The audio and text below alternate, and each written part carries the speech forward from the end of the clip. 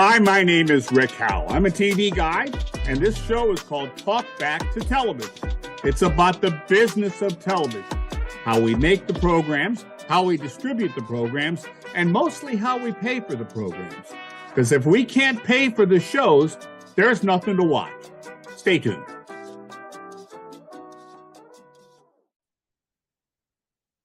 Good morning. This is Talk Back to Television, and I'm thrilled to be here with Allison Dollar. Allison, how are you?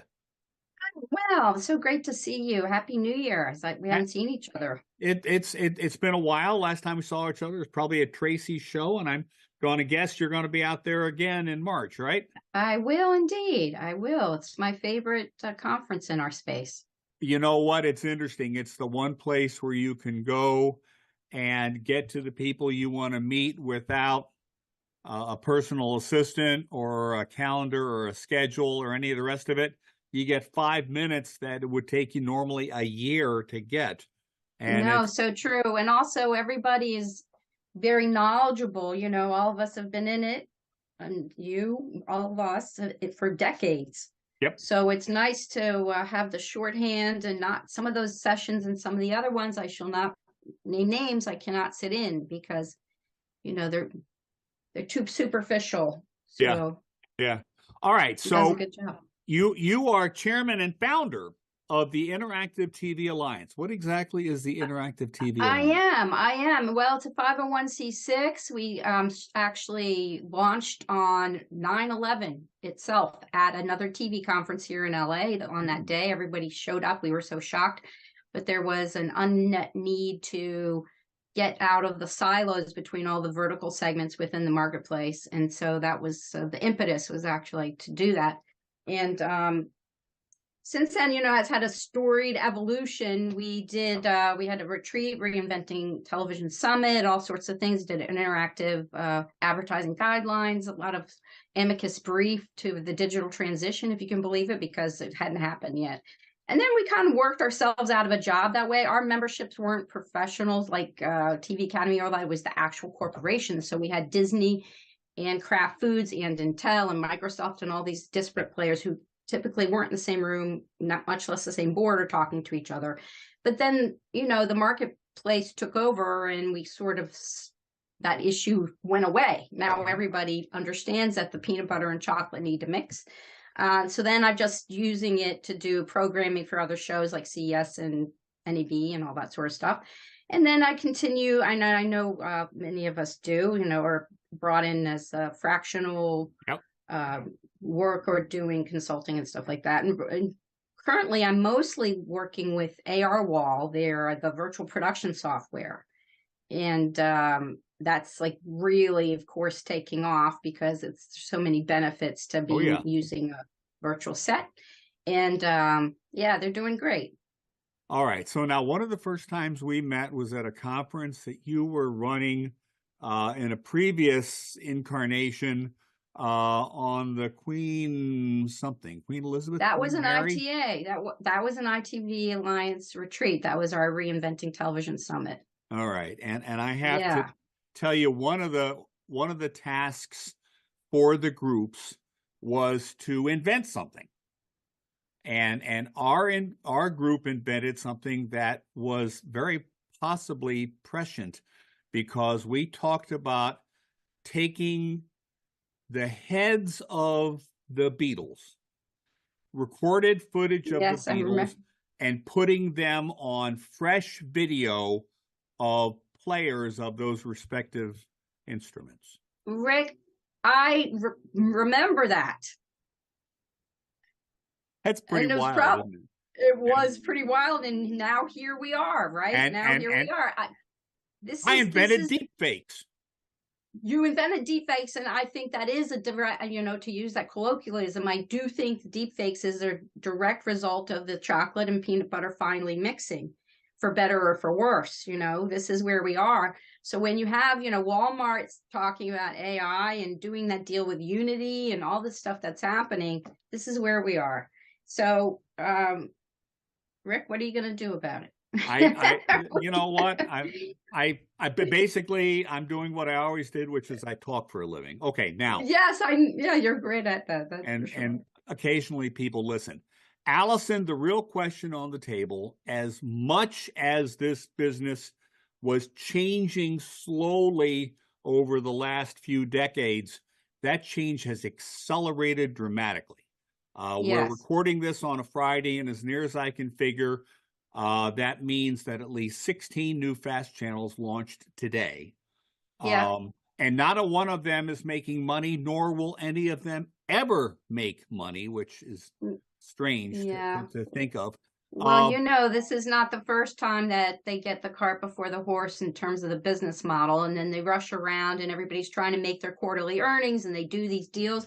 I thought it was very interesting that Stir was sold off to Thinking Media, and we're going to see a lot of that coming up. Zone TV was bought out by BCI, I guess it was, right, that took them on. So, those two things, that those tracks seem that they're not related, but they are interrelated. The workflow issues, all those new players there that people don't know about that are like helping Amagi. I know one of them. And the like, in that sort of middle workflow world, there's going to be a lot of activity there. And then you're looking at, again, if you think about Walmart and Unity, as I said, those two things, the infrastructure, AR wall, that's all switched over and it's done. And in fact, the third sort of piece of that would be what happened with mobile that added this extra infrastructure, this other habituation on the consumer experience side. And Airwall has an app version that basically the influencers and the prosumer levels can use the integration software that they have, live action on an LED wall with actors, sync it with the phone. So this is all part and parcel of the same thing. So, you've been prescient. I love that Beatles thing. I think we will be seeing that, right? We will be seeing that. We may have we'll be already seeing the seen Beatles it. running around on Roblox and Roblox. not known it. Didn't George Lucas do a thing and he picked up John and put John's head on a player and put it with the other guys? Yes, and we'll see them. I was going to say running around on Roblox with Paris Hilton. Right. All right. Now listen. I don't want to go too far without asking this question. As we are speaking, Byron Allen is trying to do a deal to pick up Paramount. Okay. Yeah. Now, I will confess to my viewers that I am a Paramount Viacom alumnus and a shareholder. But nonetheless, something's got to happen. Something's got to fall. Can Byron Allen make that work? Let me say, can he make it work by himself? I do not think so. Okay. What would he need to make it work? He's listening. Okay, Byron, you need to what? Well, Byron, you need to have probably not your usual bean counters around you, for one thing, right? Okay. And also some of the other advisors on building these models that can turn on a dime. This is the thing, these hybrid, I remember having this conversation actually with you probably 20 years ago about the need for hybrid business models. Because what they always want is a spreadsheet that just goes straight across. It's the same across. It's not. It has to be organic to be able to shift in real time to the consumer consumption behavior and pattern. And then the content, has to be truly a juking organic thing where you're pulling from here, you're using that, you wrap a banner here, you do a click to buy there with a third-party brand, all these alliances. So they have to have some imagination, ingenuity, and speed, and not be the usual, suspects. All right, so I'm gonna put that into my terms, which is rather than focusing on what you got and what you can push, you need to focus on the consumer and what she wants. Yes. If she wants something you don't have, then fucking go get it.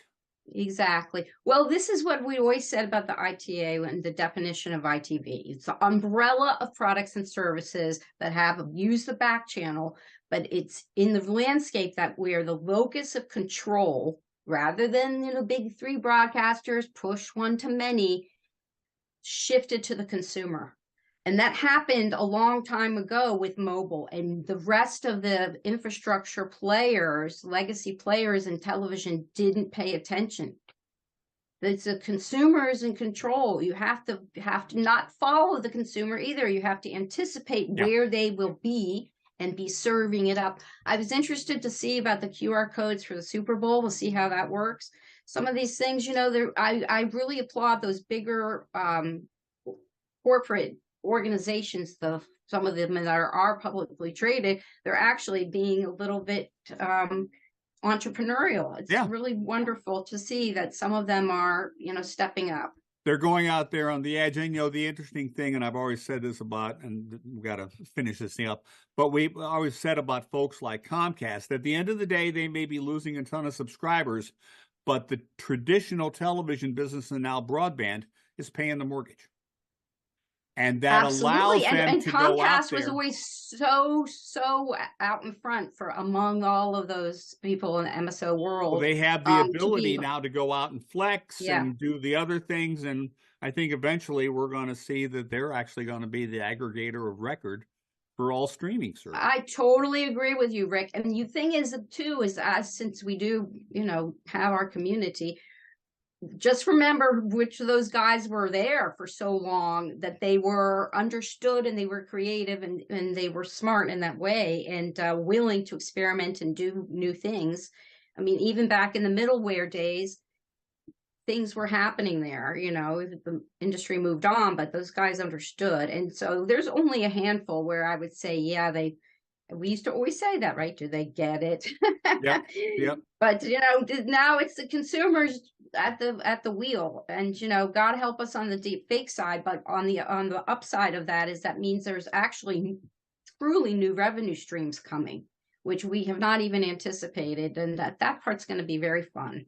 All right. Well, talking about fun, we're looking forward to the TV of Tomorrow show in San Francisco at the end of March. Indeed. And Tracy is doing a margarita festival. I'm not quite sure what, but I have agreed to be a judge. So I'll be sampling the margaritas. Well, I will be right there next to you, sampling the margaritas. We can all, have a white, nice toast. And also, by the way, you're always dressed for it. Yeah. Well, I try to be. All right, listen, we're going to sign off.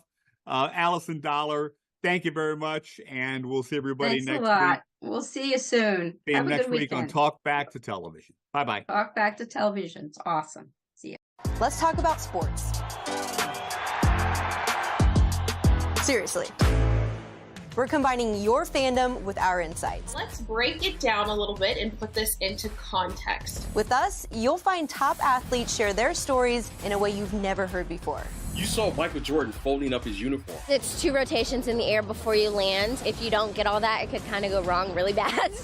And I let out the biggest fist pump because I knew we were good. His kneecap wasn't on his